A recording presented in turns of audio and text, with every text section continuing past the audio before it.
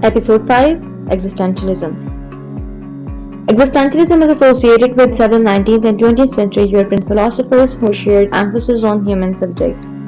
Existentialism 19वीं और 20वीं सदी का एक ऐसा फलसफा है जो कि इंसानी वजूद पर बात करता है, ह्यूमन सब्जेक्ट को फोकस में रखता है और ये कहता है कि इंसान के वजूद का बेसिकली मकसद क्या है. Existentialism is a family of philosophical views that explore the human individual's struggle to lead an authentic life in apparently an unauthentic world. So इस फलसफे का जो सबसे अहम मकसद या अहम जो कॉन्सेप्ट है वो यही है कि ये समझते हैं कि दुनिया जो है बेमकसद है, यानी उनके लिए ये ज़ाहिरी दुनिया अनऑथेंटिक वर्ल्ड है, मीनिंगलेस है. सो इंसान के वजूद का मकसद इस मीनिंगलेस वर्ल्ड में मीनिंग फाइंड आउट करना है. एग्जिस्टेंशलिस्ट ये कहते हैं कि दुनिया अनऑथेंटिक है, सो इस अनऑथेंटिक वर्ल्ड में ऑथेंटिसिटी को फाइंड आउट किया जाए.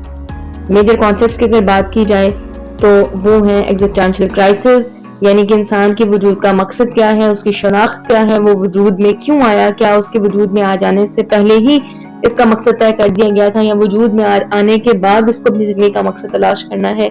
This is called existential crisis. angst, it's mean बेचैनी, it's mean anxiety.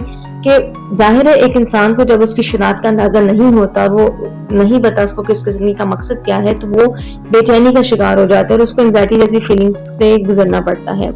Then freedom मतलब आज़ादी अपनी चॉइसेस को एक्सेप्ट करने की, यानी एग्जिस्टेंशलिस्ट जो पर्सन है वो क्या करता है कि अपनी जिंदगी का मकसद खुद तलाश करता है और अपनी चॉइसेस क्रिएट करता है और उन चॉइसेस को क्रिएट करने के बाद वो उनकी रिस्पॉन्सिबिलिटी भी लेता है. Next point is responsibility. For example अगर एक इंसान ये तय करता है कि उसकी जिंदगी का मकसद जो है वो ये चीज है, वो जो भी चॉइस को फाइंड आउट करता है वो उस चॉइस को एक्सेप्ट करता है, उसके कॉन्सिक्वेंसेस को, उसकी रिस्पॉन्सिबिलिटी को भी साथ में एक्सेप्ट है.